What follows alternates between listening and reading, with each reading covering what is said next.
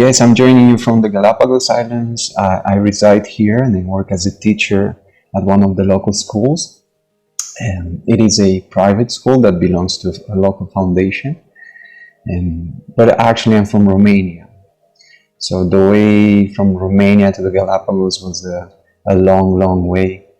And that brought a lot of insights, and I think brought the event that is the main reason for which I'm being here today with you. Yeah. So talking about these insights, first question, what brought you to the work of reimagining education? Why is this important to you? Long story short, it happened a couple of years ago, and it was a life-changing moment for me.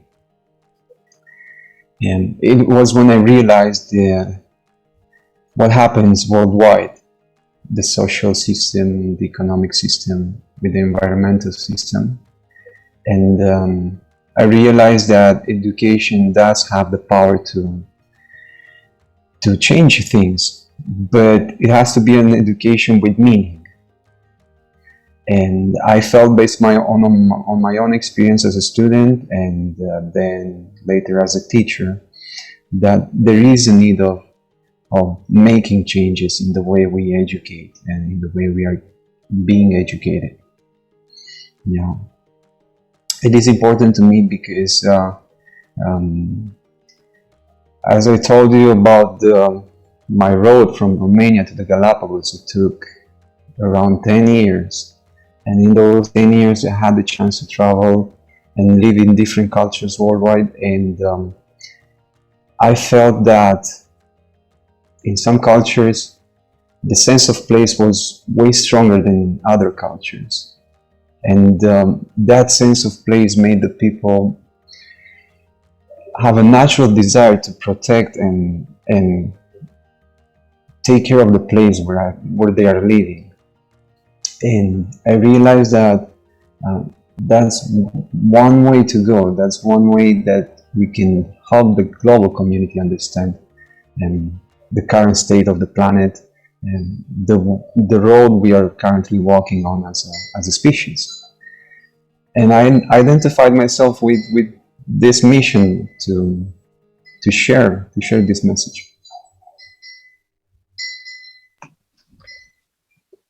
What is one project that you are working on to reimagine education? A project that I'm working on is called Indigaya. Indigaya, it is a platform. It wants to be a platform that serves as a meeting place for like-minded individuals from all over the place, where they can meet and co-create together projects that can be applied in different parts of the world. To give you a simple example, they can be projects related to the environment, or they can be projects related to society, or projects, simple projects as creating a book fair. And imagine that I'm in the Galapagos Islands and I realize that people understand way better how to take care of the environment if they are involved in an event directly related to it. So I'm inviting everyone to a cleaning event, and during the cleaning event they understand that even though it looks really clean, there is full of plastic everywhere. And then they realize that, okay, while they are doing it, while they are cleaning the place, they understand that, well, next time maybe we shouldn't throw it away. Maybe we should find a way to dispose the plastic in a place created especially for disposing plastic materials. And this kind of project can be applied in any other country. It can be applied on any other continent. So on this platform, people who create similar projects, not necessarily related to the environment, they meet together and they allow themselves to exchange knowledge and already made projects to be applied in their own community.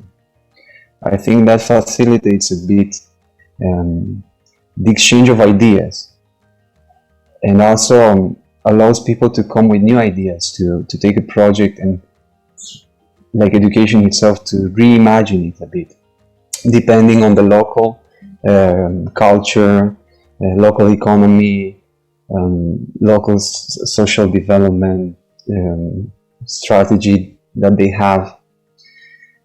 And slowly, the idea is to have a community, a global community of individuals, of organizations that can be non-profit or pro-profit, businesses. And the point is to have them all working around the same vision. And there, you can create a community with like-minded individuals or organizations that can help you with funding, or with businesses that need employers with your mindset. If you're an organization, you can work with different organizations worldwide that have the same mindset, the same vision, or you can find volunteers that would like to work with your projects and for the projects you created. And also find businesses that they can fund your projects. And as a business, you can find employers that have the mindset you're looking for. So the idea is to basically have a community on different organizational levels. You can be in small teams, you can be in organizations that they have a legal entity behind them, or it can be in businesses. This allows individuals as well to create projects even though they don't have a legal entity behind them. So if I'm just an individual who has an idea, but I don't know how to apply it, I don't know how to give life to my idea, I go on this platform and I meet people who think like me, and we talk about it, and together we help each other, and we work on my projects or we can do it our project. Maybe next month you have a project idea and we can work together on your project. And it doesn't have to be made with individuals from the same community. It can be working with individuals from different continents on giving life to the idea. And we can all apply it at the same time or at different times in different locations, the same project. So it's a playground. It's like a new playground where you can just play and co-create together. So Adi, with this journey and with this project, next question is, what have you unlearned? I think I feel that I've unlearned that there is a story, the hero story. That there's a hero, and the hero will come and it will save the world and it will save the community. I've unlearned to find a way to do it all alone, and I realized that that's why we are here, to work together and to co-create. I think this is the biggest lesson for me.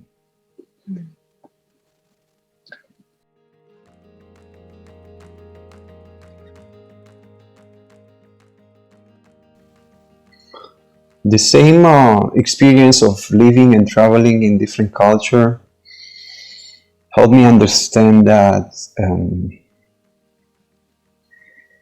our ancestors had a different way of perceiving life, and it's hard to name the things that made them see life differently, but it's clear that they had their approach to nature, and the relationship between human and nature was way stronger. One way to help our current society understand that is